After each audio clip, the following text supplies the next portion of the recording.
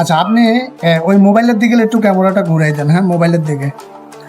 আচ্ছা এখানে ওই উপরে যে ডিভাইস স্টার্ট আছে, স্টার্টার ডিভাইস স্টার্টের মধ্যে একটা ক্লিক করেন, উপরেরটায়। হ্যাঁ হ্যাঁ উপরেরটায় ইমার্জেন্সির উপরে, হ্যাঁ ক্লিক করেন। আচ্ছা নিচে আবার স্টার্টের মধ্যে ক্লিক করেন।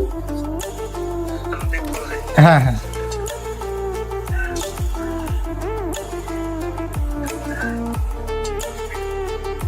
এই দেখেন এখান থেকে, হ্যাঁ আপনার ফোন এখান থেকে আনলক সাকসেসফুল, আনলক হয়ে গেছে।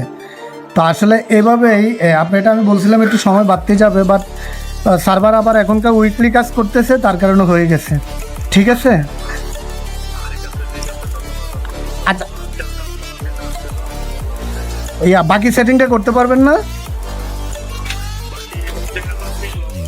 না না বাকি যে সেটিংগুলো আছে বাকিটা।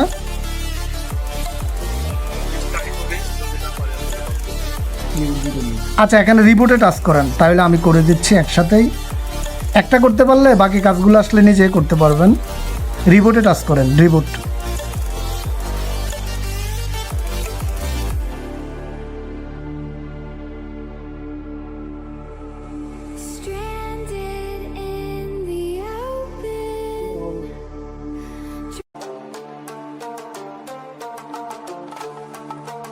মোবাইল পিসির থেকে কেবলটা খুলে ফেলেন, পিসি বা চার্জিংয়ের সাথে কেবলটা খুলে ফেলেন, ওই কেবলটার কোনো দরকার নাই।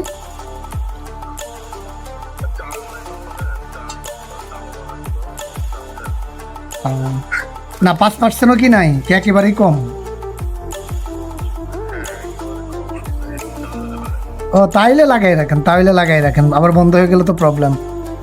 আচ্ছা তাহলে চার্জে লাগান, সমস্যা নাই।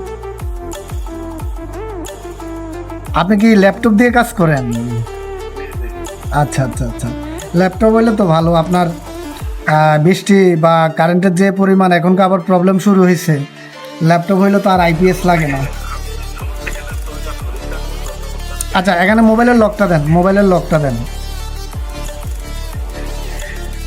হ্যাঁ তাহলে ওনার এটাতে আর সেটিং করা লাগলো না, কেননা ওনার ফোনটা বাইরে থেকে ইউজ করে পাঠাইছে, বাইরে যারা ব্যবহার করছে ওনারা ব্যবহার করছে, তার কারণে বাকি সেটিংটা করা লাগে নাই।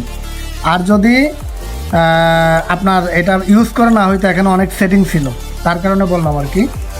তো ঠিক আছে ভাই, আপনার কাজটা হয়ে গেছে। আমি চ্যানেলের লিঙ্কগুলো দিয়ে দিব, আমার চ্যানেলগুলোতে একটু ভালো কমেন্ট করে দিয়েন। হ্যাঁ ওকে ভাই, ওকে ভালো থাকবেন, ওকে আসসালামু আলাইকুম।